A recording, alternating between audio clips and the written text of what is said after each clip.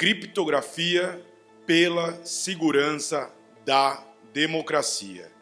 Esse é o tema da terceira edição da Cripto Agosto, campanha realizada pela Coalizão Direitos na Rede e suas organizações para valorizar a importância da criptografia, esse recurso técnico tão fundamental para garantir a segurança da troca de informações no ambiente digital e que também, a todo momento, está sob ataques de governos que, obviamente, buscam enfraquecê-la com o intuito de monitorar e vigiar seus cidadãos. E às vésperas das eleições gerais de 2022 e num contexto político sensível que vivemos hoje no Brasil, o episódio 25 do Batalhas Digitais vem discutir a criptografia não apenas como um instrumento de marketing para as grandes corporações, como tem sido utilizado em campanhas publicitárias, mas sim a criptografia como um ativo importante para a segurança das comunicações de todos os cidadãos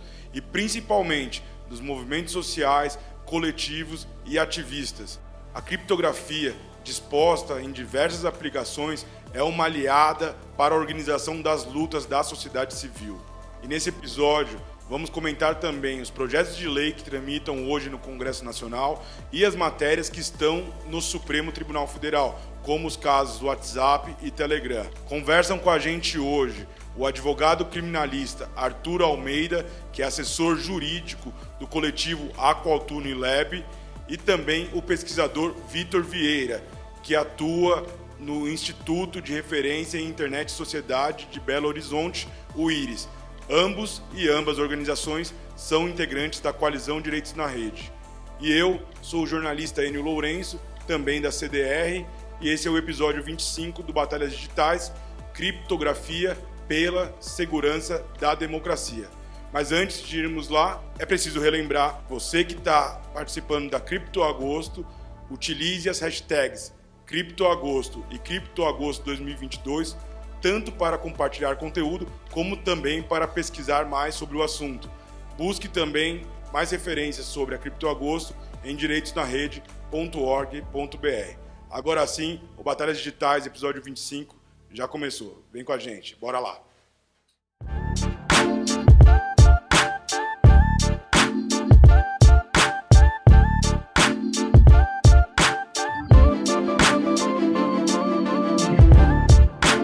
Maravilha, gente. Muito obrigado, Vitor, pela presença, Arthur, Patrícia, que está fazendo nossa interpretação em Libras, Rafael na técnica. E, gente, criptografia pela segurança da democracia, né? Bom, antes de entrar propriamente no episódio, eu vou pedir para quem está acompanhando a gente no YouTube, /Direitos na Rede, que deixe o like para a gente no episódio, se inscreva no canal. Quem está acompanhando os tocadores de podcast, que classifique para a gente 5 estrelas, que é muito importante esse engajamento orgânico para aumentar a nossa audiência e levar esse debate para mais gente, né? Então, Vitor, eu começo contigo, cara, muito bem-vindo já. Eu quero que você me conte o que é, na verdade, o que é a Cripto Agosto, né? Para quem está chegando agora, do que trata essa campanha, desde quando que a Coalizão Direitos na Rede, suas entidades promovem. O que é isso, afinal? Traduza para o grande público aí. Muito bem-vindo, cara. Obrigado, Enio. Boa tarde. Então, o Cripto Agosto ele é uma campanha realizada pela Coalizão de Direitos na Rede, justamente todo agosto, né, como o nome indica, e justamente com o objetivo de dar ênfase e visibilidade para as questões relacionadas à criptografia e os riscos que essa ferramenta de segurança ela vem sofrendo nos últimos tempos, né?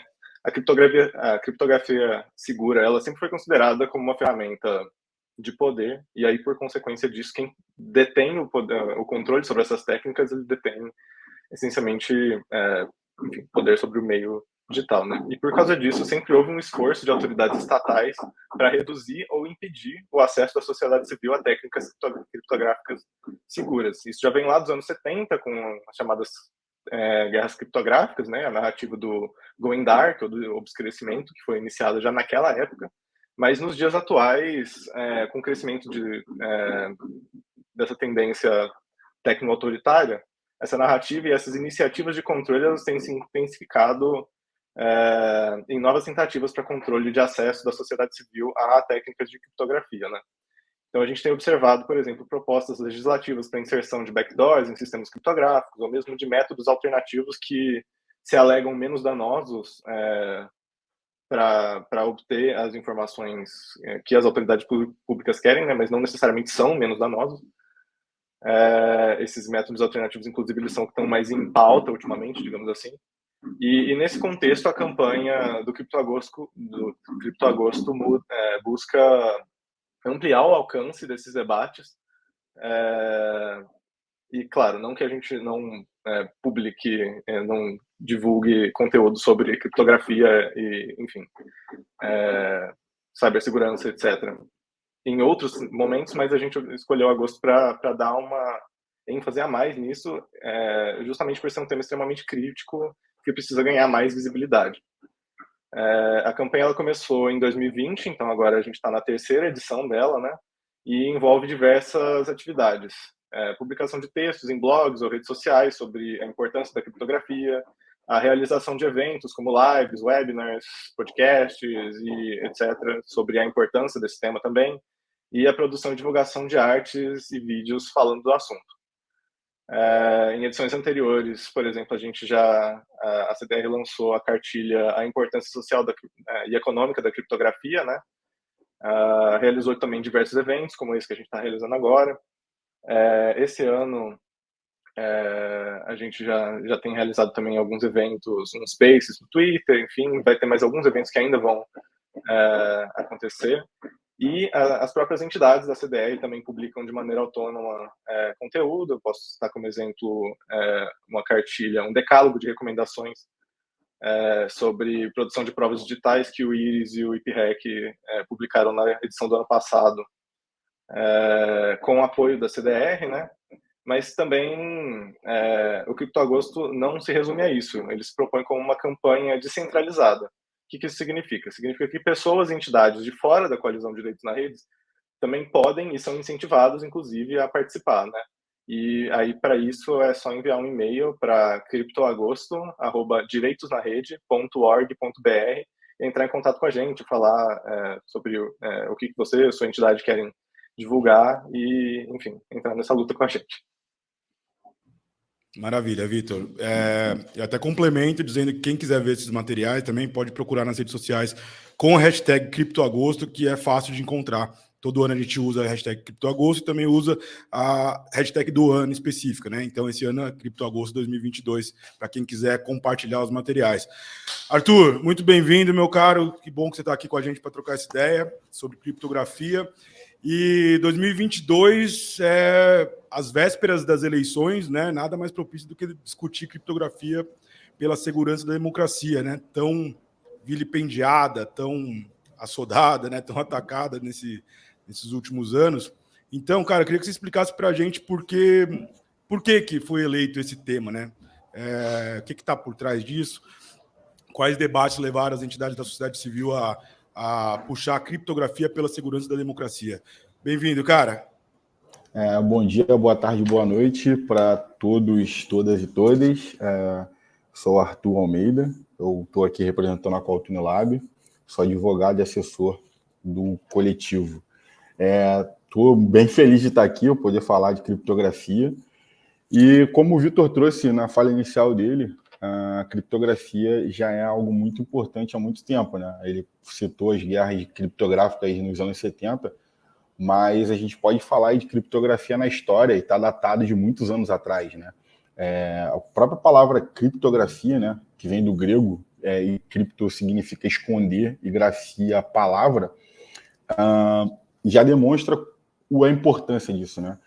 A gente pode passar em eras e eras e eras ali da história, em séculos diferentes, em outros pontos da história, que traz a criptografia. Uma delas, né, na própria Segunda Guerra Mundial, o exército alemão e o exército japonês, né, o eixo, eles passavam informações entre um e outro através de criptografia, né? E a virada da Segunda Guerra Mundial acontece exatamente aí, quando Alan Turing, um matemático inglês, ele consegue quebrar a criptografia da mensageria ali entre as potências do eixo, e a guerra muda de figura ali, né? Então a gente vê como a criptografia é uma coisa muito importante, não é algo de agora, é algo, estou falando de 1940, mas tem outros tipos de criptografia na história. O próprio Egito Antigo já tinha criptografia, né? Então é uma coisa muito antiga. E atualmente, né, a segurança e a privacidade promovidas pela criptografia, elas são instrumentais à proteção de uma série de direitos, né, dimensões individuais e coletivas, né? Fornece um meio seguro por acesso a informações e desenvolvimento de ideias, face perseguição ligada à sexualidade, à religião, à nacionalidade, etnia, entre outros, né? E oferece meios confiáveis para pessoas exporem abusos de poderes políticos, econômicos, para jornalistas e suas fontes, para grupos e comunidades que possam resistir à intimidação, interagir e organizar também de forma segura. Todas elas são peças-chave da democracia, né? Sem criptografia, por exemplo, a Vaza Jato não poderia ter acontecido, porque provavelmente o Intercept teria sofrido um hack e ter perdido todas aquelas provas que foram obtidas, né? E por aí vai. A criptografia ela é muito importante. E também a criptografia acaba, no cenário atual, no século XXI, 2022, ela preserva os direitos constitucionais, né? De liberdade de expressão, de sigilo das comunicações, né? Todos esses são artigos previstos na Constituição, né? O artigo 9 e artigo 12, respectivamente. Então, assim, a criptografia ela é primordial para a democracia. Perfeito, Arthur. Só para vocês dois, eu queria que vocês estão falando sobre ataques, né? O Vitor deu uma introdução lá das guerras criptográficas. Vocês podem exemplificar para a gente que tipo de ataque já aconteceu, o que está... enfim, o que já está registrado na história propriamente de ações para quebrar a criptografia? Quais são essas ameaças de fato pelo mundo? O que vocês têm, enfim, para relatar para a gente que não conhece? Vitor, começa contigo. Obrigado, Hein. São diversos os exemplos que a gente tem de tentativas de quebra de criptografia, né? Pensando no futuro, num passado um pouco mais recente aqui no Brasil, dá para a gente falar, por exemplo, nas ações de bloqueio do WhatsApp, pensando numa abordagem mais judicial, né? Justamente essas tentativas de impedir a atividade da empresa no país em decorrência das técnicas de criptografia que têm sido utilizadas dentro dessas plataformas, né? Tanto no WhatsApp quanto no Telegram, mais recentemente. A gente viu legislações saindo nesse sentido também, de buscar métodos para acesso de autoridades públicas a ferramentas de criptografia, né, como backdoors, enfim. E mais recentemente a gente tem visto também, de novo aqui no Brasil, mas também, por exemplo, na Índia, essas tentativas de métodos alternativos, que a gente tem chamado, para a quebra da criptografia, né, que seria, por exemplo, as propostas de rastreabilidade de comunicações privadas. Enfim, isso surgiu na Índia alguns anos atrás, né, já está positivado em direito as IT rules, né, regras para TI. E aqui no Brasil a gente ainda está em discussão sobre esse tema, principalmente no âmbito do PL 2630, né, mas justamente essa ideia de se buscar meios para autoridades públicas conseguirem metadados de uso, de envio, de compartilhamento de mensagens dentro desses ambientes cifrados para, enfim, para realizar as atividades de persecução pública. Arthur, quer complementar? Quero complementar trazendo mais um caso bastante conhecido, que é do Edward Snowden, né? No qual ele divulga que o governo americano fazia hacking governamental com vários países latino-americanos como o Brasil, fazia espionagem de presidentes e outros tipos de coisa. Então, assim, esse é um dos maiores, mais conhecidos, né? Mas também o Vitor trouxe a questão do WhatsApp, do Telegram, E normalmente se justifica a questão de quebra de criptografia e os ataques à segurança nacional e pública, à persecução criminal. É quase sempre o mesmo tipo de argumento, né? Gente, voltando ao Brasil, então, contem para a gente o que tem de concreto de ameaça, tanto no âmbito do legislativo, do judiciário, do executivo, o que o nosso povo brasileiro pode se preocupar com violações à criptografia nessas instâncias que eu acabei de mencionar. Vitor, vamos lá. Obrigado, Enio. Então, que nem a gente já tinha pincelado um pouco aqui antes, a gente tem as ações no STF, né, tanto do WhatsApp quanto do Telegram, e aí nisso a gente vê, que nem o Arthur comentou, esse argumento bastante repetido de o acesso a essas informações, a essas que estão sendo compartilhadas em aplicações cifradas, né, eles são essenciais para cumprimento das leis, enfim, para a efetivação da justiça, etc. e tal, não desconsiderando que o próprio direito à privacidade, o próprio direito ao sigilo de comunicações e tal, são direitos que são constitucionalmente protegidos também, né? Mas então, no âmbito do judiciário, diversos casos de WhatsApp, mais recentemente os casos do Telegram. Em âmbito legislativo, eu já comentei um pouquinho sobre o PL 2630, que é o conhecido como o PL das fake news, né? Mas que tem como um dos seus objetivos, né, trazer obrigações de rastreabilidade de comunicações cifradas que são veiculadas em aplicativos de mensageria privada, WhatsApp, Telegram, Signal, enfim.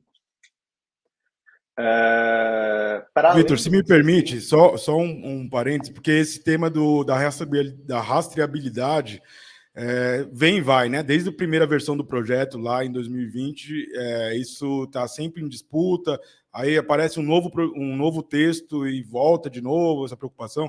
Então, eu queria sugerir, pessoal, que depois procurem no nosso mesmo canal do YouTube, aí, Direitos na Rede, tem um vídeo da Joana Varon, da Coding Rights, que ela explica didaticamente, com uma lousinha, como que seria essa rastreabilidade. Tem todo o encadeamento de mensagens que, enfim, que as autoridades chegaram a propor em algum momento no PL 2630, que deixa mais evidente para quem quiser saber do que se trata essa pauta especificamente. Perdão, Vitor, siga lá, cara. Não, sem problema algum. Eu vou até aproveitar o parênteses aqui e comentar, o Iris, ele publicou recentemente também, a gente publicou recentemente também, um relatório especificamente sobre a rastreabilidade nas comunicações privadas, né, em um projeto sobre investigações criminais e direitos, enfim, e criptografia. Vai ser um projeto que vai ser realizado em 3 relatórios. O primeiro foi justamente esse da rastreabilidade, o segundo sai agora em agosto como parte do CriptoAgosto, né? E lá a gente realiza também uma recapitulação histórica, assim, basicamente, dessa discussão toda do 2630, que, enfim, vem rastreabilidade, sai rastreabilidade, no fim ela tá aqui de volta, e tá sempre ali meio que à espreita, né? Mas, enfim, tem sido uma discussão bastante extensa, bastante conturbada, né? Mas, para além do próprio PL 2630, outras iniciativas legislativas brasileiras que tocam de uma forma ou outra no tema da criptografia, né? A gente pode citar a reforma do Código de Processo Penal, né, que trouxe consigo aí diversas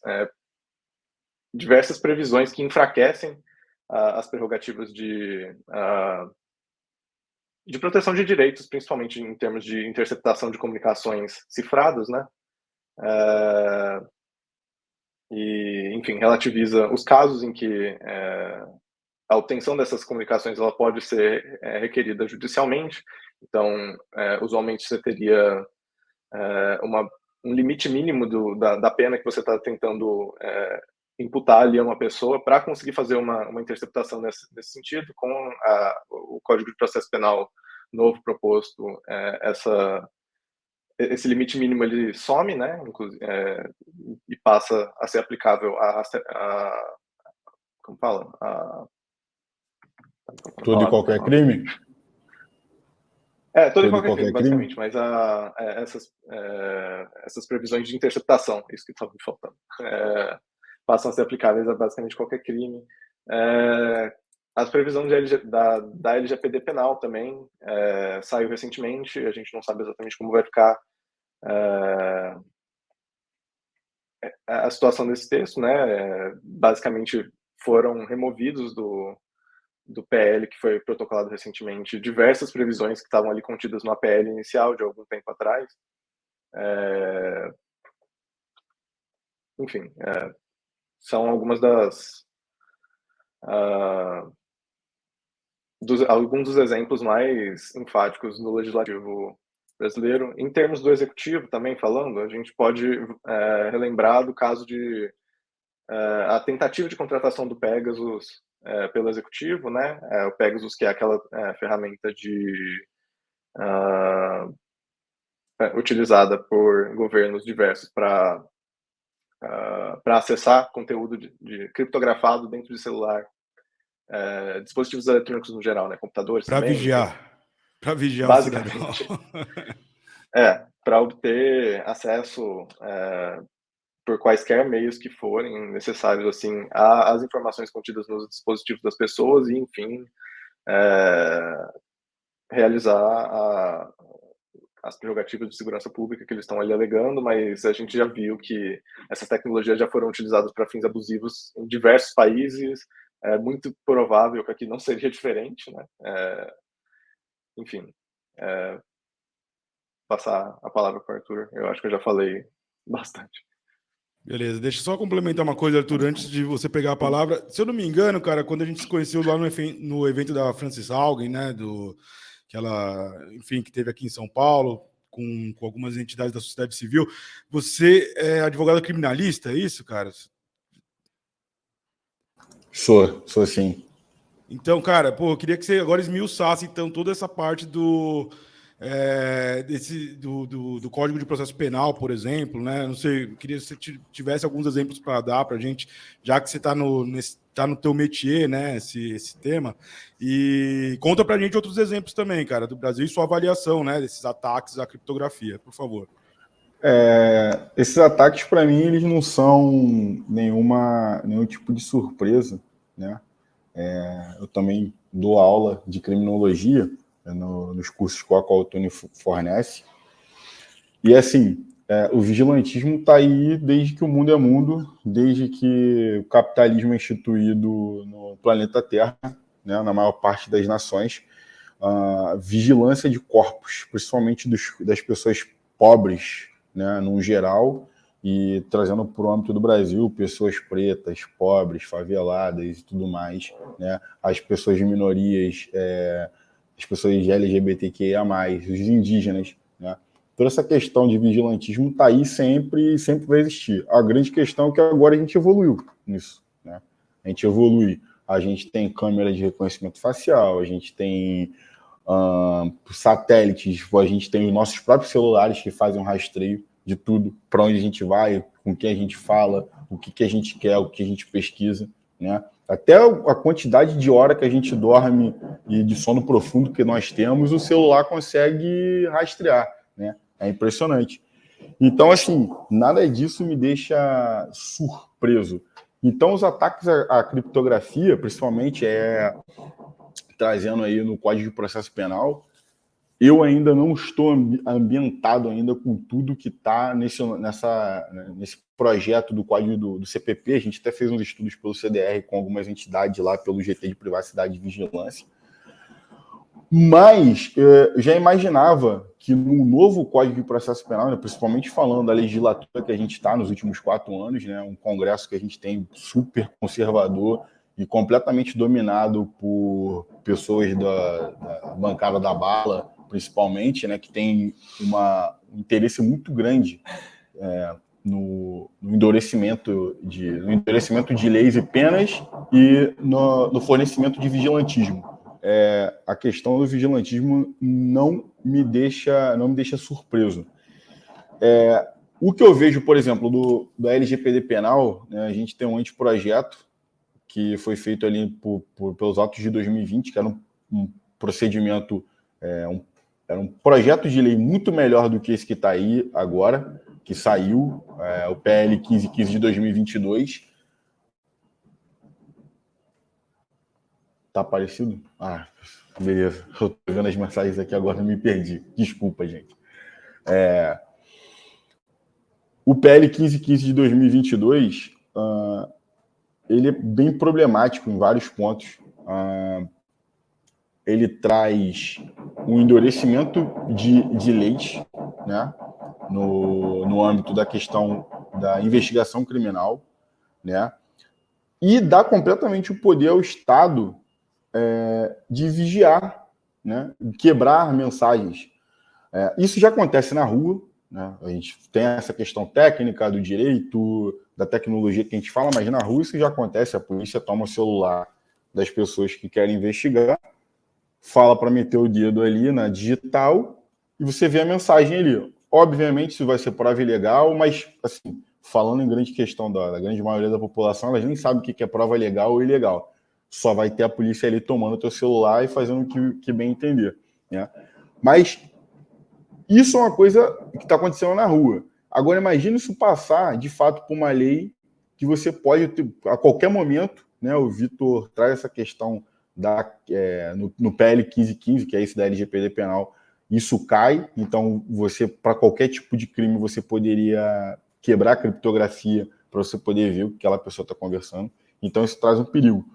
E eu sempre trago, né, que o direito penal e o direito processual penal, na verdade, eles são para regular o Estado, não para regular o cidadão. É o contrário, as pessoas têm essa falsa simetria, tem essa falsa sensação.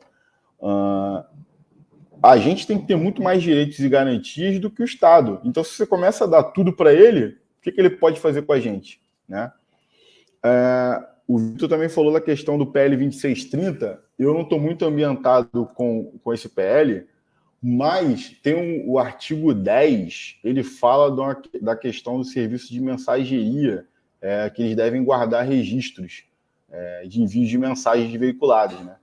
E aquela questão do encaminhamento de mensagem, que a gente sabe que ocorreu muito em 2018, que é tipo, a maior parte da população que não tem acesso a esses assuntos que a gente está debatendo aqui, né, acabam caindo em fake news e passando. Então, os legisladores entenderam que, vamos tentar pegar aquela cadeia de mensagem ali para descobrir de onde que veio. Só que não vai. Isso, a gente sabe que não vai adiantar tentar pegar toda uma cadeia que você talvez não chegue nem em quem de fato fez aquela mensagem, aquela fake news. Então, assim, o por trás disso, do porquê que eles querem a quebra da criptografia, né? Por que eles querem tanto isso, sabe?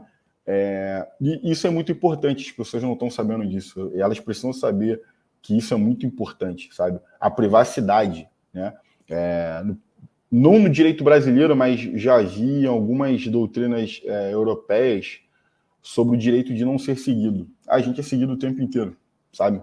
Outro dia eu abri coisa do Google e eu vi todos os lugares que eu fui desde que eu tive um smartphone. Eu comprei o primeiro smartphone em 2013. Então, ele sabe para todos os lugares que eu fui. É inacreditável. A gente está sendo vigiado o tempo inteiro. Então, gente, é bom esse gancho, Arthur, porque acaba caindo numa parte do nosso roteiro aqui também, que é falar sobre o papel das plataformas. A gente está falando sobre o Estado, sobre vigilantismo e o papel dessas plataformas privadas nessa história toda de defesa da criptografia. Quer dizer, todas se propagandeiam como mais seguras, né? Que usam serviços criptográficos. O ativismo diz que tem umas que são mais seguras do que outras, que alguns grupos são mais confiáveis do que outros. Então, eu queria que vocês contassem para a gente os papéis aí do grupo Meta, né, dos aplicativos de mensageria ou das plataformas de redes sociais. que a gente pode esperar de uma criptografia forte, qual realmente oferece, se vocês quiserem indicar também para os movimentos sociais, né, que fazem troca de mensagens, se organizam. Vitor, contigo a palavra, meu cara. Pois bem, um ponto de marketing, né, digamos assim, de diversos dos aplicativos de mensageria instantânea que a gente tem hoje é justamente a questão de uso de criptografia de ponta a ponta, né? Então, por consequência lógica aí da propaganda seria uma criptografia segura, uma criptografia, enfim, que estaria livre aí das tentativas de invasão pelo poder estatal, né? Que nem você comentou, contudo, assim, tem aplicativos que são mais confiáveis, ou nos quais as pessoas costumam confiar mais, menos. Isso tem bastante a ver com uma cultura organizacional, né, que nem você já estava falando. O WhatsApp, por exemplo, ele vou citar exemplos, mas ele é administrado pelo grupo Meta, né, e que é uma empresa que já tem aí seu histórico de problemas em termos de garantia de confidencialidade, garantia de direitos de proteção de dados pessoais, enfim. Isso sempre gera receio e de maneira assim justificada plenamente, eu diria. Ao passo que você tem também iniciativas que vêm mais de uma abordagem de código aberto, enfim, de software auditável, enfim, estamos aqui disponibilizando. A questão da abertura ou fechamento do código é algo importante também para se analisar nesse tipo de situação, né? Em termos de confiabilidade do que está sendo proposto ali como uma ferramenta de criptografia segura ou não. Você podendo auditar o que está acontecendo ali por trás dos panos, acaba dando um elemento a mais de segurança, enfim, em acreditar ou não no discurso de segurança daquele método criptográfico. Arthur, quer fazer uma avaliação das plataformas para a gente, cara, por favor? Então, a maioria delas, né, todas essas que a gente conhece, WhatsApp, Telegram, Signal, Wire, todas elas usam a famosa criptografia ponta a ponta, que o Vitor trouxe, que é um tipo de criptografia assimétrica. Na criptografia ponta a ponta, só quem vai ter a chave da conversa são as duas pessoas que estão conversando. Então, se eu estou mandando a mensagem para o Enio, só eu e o Enio temos a chave, só a gente consegue acessar e ver essas mensagens. Obviamente, por exemplo, trazendo a questão do WhatsApp, né?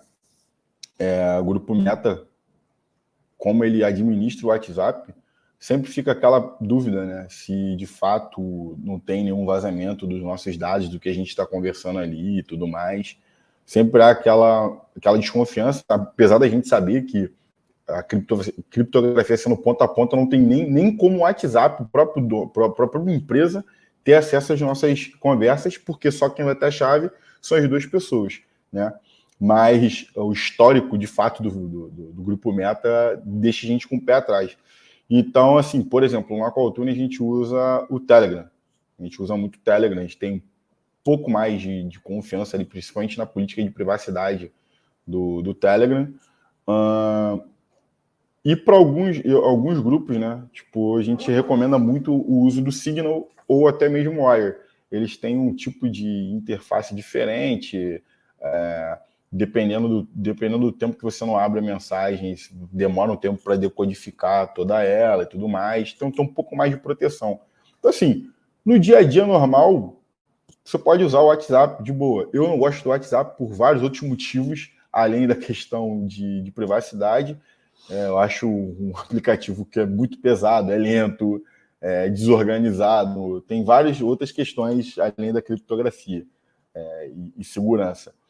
Mas no dia a dia, acho que o WhatsApp cumpre bem esse papel e o Telegram, né, também cumpre. Agora, para grupos que precisam trocar mais tipos de mensagens mais estratégicas, né, mensagens questão política e tudo mais, eu recomendo fortemente o uso do Signal ou Wire, até mesmo o Telegram. Eu acho um lugar mais seguro do que o WhatsApp. E tome cuidado com o uso do direct do Instagram ou do Facebook, por mais que eles digam que tem privacidade ponta a ponta, criptografia ponta a ponta, mesmo assim ainda é perigoso, né? É mais fácil você falar aí por e-mail, que tem criptografia, do que por lá. É isso, Arthur, bem lembrado. Inclusive, não sei se foi alvo de uma ação, né? Mas tinha uma questão recente, pouco tempo atrás, que falava sobre o compartilhamento entre os aplicativos do Grupo Meta, né? Então, isso já está, enfim, constatado. A própria empresa reconhece que faz isso. Então, realmente é um alerta importante. Cara, pessoal, vamos chamar o nosso quadro agora, a Entidade de Luta, que é o espaço onde a gente apresenta as nossas 52 organizações que compõem a Coalizão Direitos na Rede. Rafael, solta pra gente aí, por favor.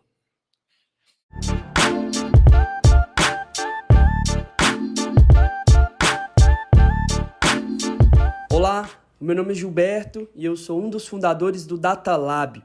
O Data Lab é uma organização de mídia e pesquisa que fica aqui no conjunto de favelas da Maré, no Rio de Janeiro, de onde eu estou falando agora. O Data Lab surgiu em 2016, nas dependências do Observatório de Favelas, com apoio da Escola de Dados, diante de uma necessidade que nós, um grupo de jovens ali na época, vimos de produzir conhecimento e produzir novas narrativas sobre a nossa experiência nas favelas, atravessadas por questões de gênero, de raça, de sexualidade, através de dados públicos. Essa experiência foi crescendo, foi ganhando corpo. Em 2018, o Data Lab passou a ser uma organização autônoma e hoje a gente trabalha com alguns eixos. O primeiro deles, e não mais importante do que qualquer outro, é o de jornalismo, de produção de conteúdos, narrativas que estão espalhadas pela rede e que se utilizam das ferramentas do jornalismo para a produção de narrativas com base em dados quase sempre públicos.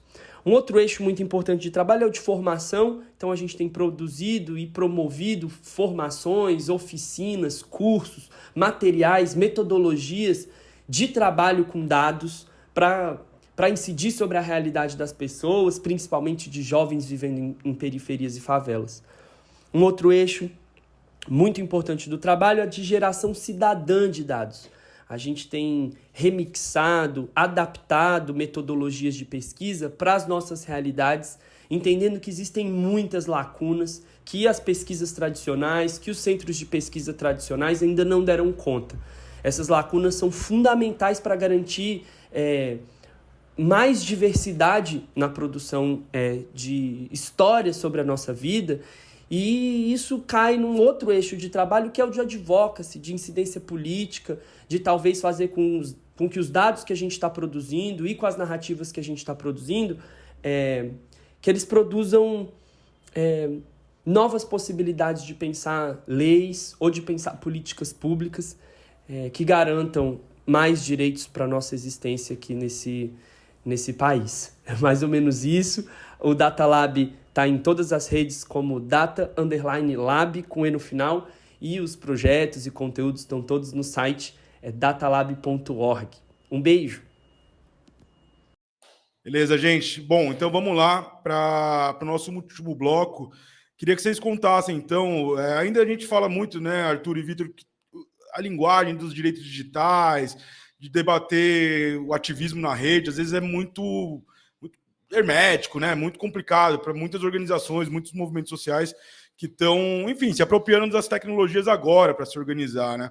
Então, eu queria que vocês comentassem aí para os coletivos que estão, enfim, migrando suas comunicações para a rede, né? Que estão operacionalizando enfim, suas estruturas no universo digital. O que eles podem fazer e por que a criptografia tem que ser algo como um farol para a segurança digital desses grupos.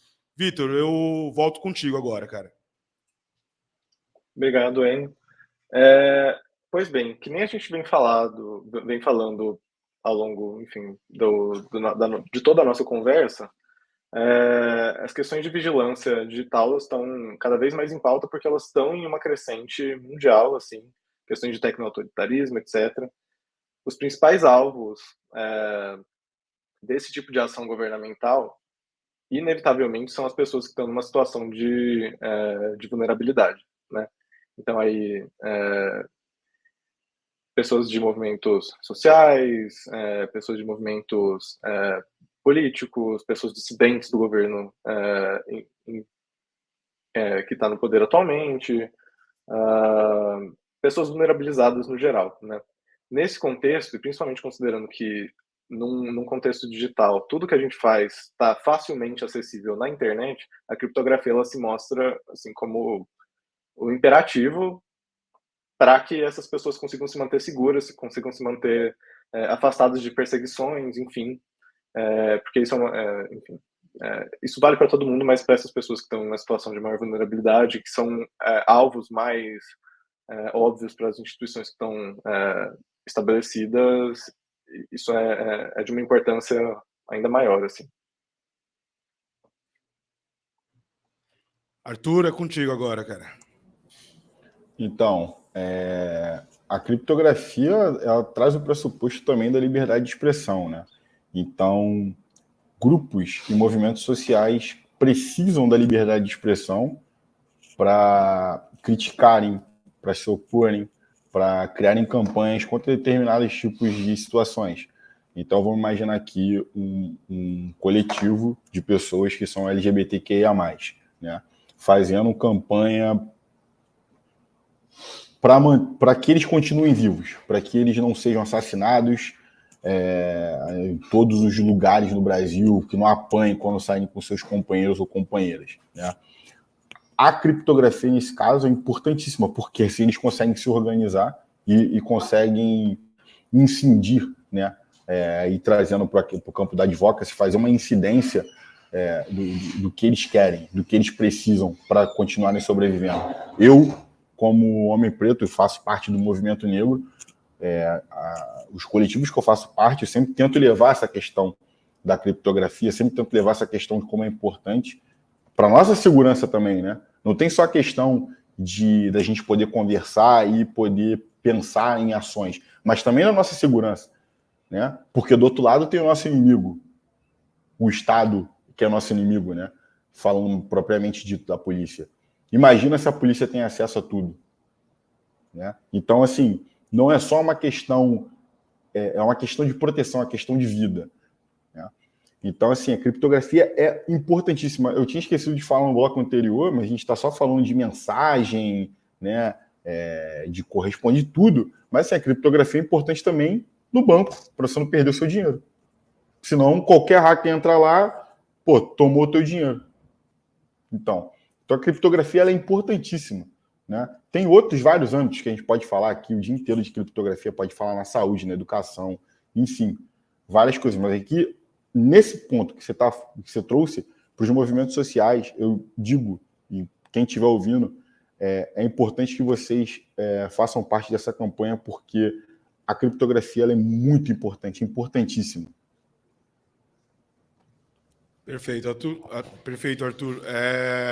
Bom, para quem está chegando agora, então, nesse tema de criptografia, vai lá, além do episódio 25, vai no episódio 16, que é da Criptoagosto do ano passado, que é a criptografia contra o tecno-autoritarismo, palavra que o Vitor mencionou em alguns momentos e que também é uma toada do nosso episódio aqui, porque, enfim, a gente está falando, de algum modo, das democracias que, enfim, estão em crises aí, né, do processo de autocracia de alguns regimes pelo mundo, não obstante da crise que a gente vive no país. Também você pode buscar o episódio 8 do Batalhas Digitais, que é sobre criptografia propriamente mais genérica. E, gente, é isso. Chegamos aos finalmente aqui do nosso episódio. Quero deixar um minutinho final para vocês. Já agradeço de antemão aí. Vitor, obrigado pela sua participação, cara, pelo seu tempo, pela nossa troca de ideias. Apareça mais vezes. Obrigado, Enio. Queria agradecer pelo convite, pela oportunidade. de falar um pouco mais sobre não só a criptografia, mas também CryptoAgosto, né, que é uma campanha que vem sendo bem cara para mim nos últimos anos, assim, desde que eu comecei a atuar um pouco mais recorrentemente com a CDR, né, em nome do Iris. Queria agradecer também a todo mundo que seguiu a gente até agora, né, e convidar todo mundo a ficar de olho no que está vindo, o que já veio, né, e o que está vindo por aí no CryptoAgosto, edições passadas, a edição atual e as futuras também. Valeu, gente. Maravilha, cara. Arthur, obrigado, viu, camarada? Valeu aí pela troca de ideias também, pela sua disposição aí de dar todo o seu contexto, da sua militância também. E, como eu disse para o Vitor, apareça mais vezes, cara. Valeu demais. Pô, fiquei muito feliz de estar aqui, poder falar de criptografia, poder falar de democracia. Só agradecer mais uma vez o convite da CDR para poder participar aqui, representando a Qualtune. Agradecer o Vitor e todo mundo que está aqui trabalhando no operacional. Convido vocês a acompanharem as redes do Qualtune, então no Twitter, no Instagram, no LinkedIn, no Facebook, @AQualtuneLab. Lá a gente está fazendo várias coisas, a gente coloca um monte de material. A gente tem o nosso site também, que é o www.aqualtunelab.com.br. Lá a gente tem publicações dos membros e membros do nosso coletivo que fazem matérias e tudo mais. Em breve a gente vai começar a colocar pesquisas que a gente está planejando fazer. Eu faço parte do GT de Privacidade e Vigilância, como a gente falou do PL 1515 de 2022, que é o LGPD penal. Recentemente a gente lançou uma nota contra esse PL, então acompanha lá no site do CDR, eu acho que é muito importante.